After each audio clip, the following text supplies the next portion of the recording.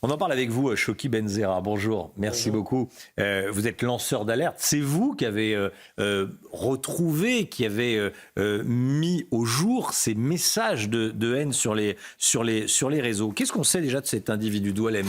Présentez-le nous à nouveau. Déjà, je vais commencer par vous dire qu'on est sur un antisémitisme notoire, sur quelqu'un qui a appelé à des meurtres, sur quelqu'un qui a fait l'apologie d'actes de torture, quelqu'un qui, depuis son arrivée en France, a été condamné à plus de 11 ans de prison et qui propage la haine depuis maintenant 2-3 années. On n'est pas sur un phénomène qui est nouveau. C'est-à-dire, là, j'ai lancé l'alerte sur cette affaire récemment parce que ces messages de haine se sont intensifiés, mais on est sur des gens, notamment ce Doualem, qui est vraiment un cas particulier. Il faut dire que son surnom, c'est Ami Bonhomme, c'est Tonton Bonhomme. C'est quelqu'un qui est respecté au sein d'une certaine frange de la diaspora algérienne et aussi d'un certain groupe qui se dit nationaliste et qui opère depuis maintenant 2-3 ans sur le sol français pour propager justement la propagande du régime algérien, ce qui est très dangereux. Et dénigrer la France. Exactement. Où il vit, donc il doit y avoir quelques points positifs.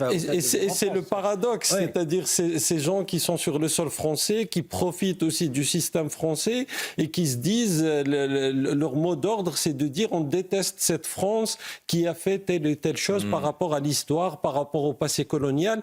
Mais il faut se dire aussi que derrière tout ça, il y a un régime qui instrumentalise certaines questions. Le régime algérien. Voilà, le régime algérien qui entrame malheureusement, chose encore plus dangereuse, d'essayer d'utiliser la diaspora algérienne en France comme une arme à braquer contre la France dans le cadre de cette problématique diplomatique entre les deux pays. On est sur une crise inédite depuis 62.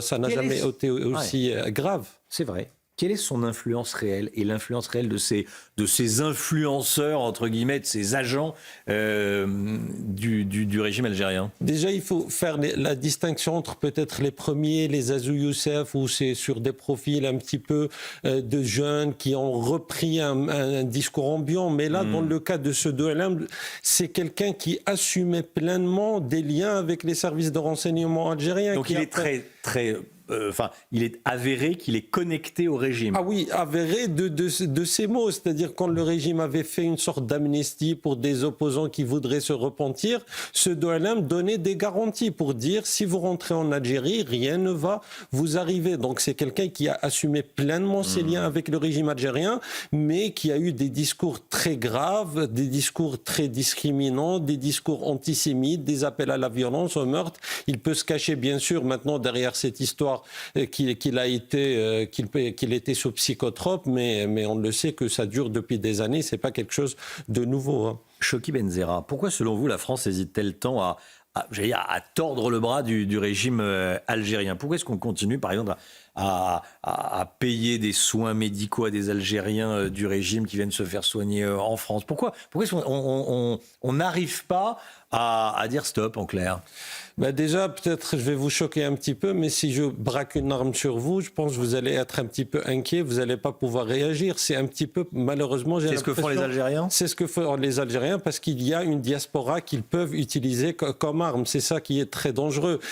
Ça ne veut pas dire que la France ne peut pas réagir. Il faut aussi comprendre qu'aujourd'hui, par exemple, les discours du ministre des Affaires étrangères français, qui sont des discours un petit peu d'appel, d'essayer de trouver des solutions, ils sont utilisés par le régime algérien et ses relais médiatiques pour dire voilà, regardez la France qui s'agenouille devant l'Algérie grande et on utilise, mais on attaque de l'autre côté celui qui est un petit peu qui a un discours un peu plus vraiment virulent, qui est le ministre de l'Intérieur français Bruno Retailleau, qui est très attaqué dans les médias algériens. On le qualifie de raciste, de quelqu'un qui est dans une campagne de haine contre l'Algérie. Il faut s'intéresser aussi au communiqué du ministère des Affaires étrangères algérien, le dernier, qui parlait d'actes discriminants aux aéroports de Paris. Ça n'a pas été analysé parce que ça, c'est justement à destination de la diaspora algérienne pour dire voilà la France qui vous discrimine, voilà la France qui vous hait, comme ça a été dit aussi par le président algérien à la fin de l'année. Dans le discours devant le Parlement, il a dit on vous déteste en France, vous allez revenir un jour ou l'autre dans votre pays. Il sait que personne ne va revenir parce que la situation est catastrophique, mais c'est pour dire à l'adresse de cette diaspora, la France vous déteste et il faut agir contre cette France. Donc on est sur des discours vraiment très dangereux, mais qui viennent d'un régime, encore une fois, et à travers ces agents d'influence et une institution comme la Grande Mosquée de Paris ou d'autres agents d'influence qui agissent vraiment librement sur le sol français. Il faudrait peut-être mettre fin à ça parce que dans les prochaines années, ça risque de devenir très dangereux pour la France au niveau intérieur. Chokhi Benzerra, avec nous ce matin sur le plateau de la matinale. Merci d'être venu nous décrypter ce qui est en train de se passer. Merci à vous.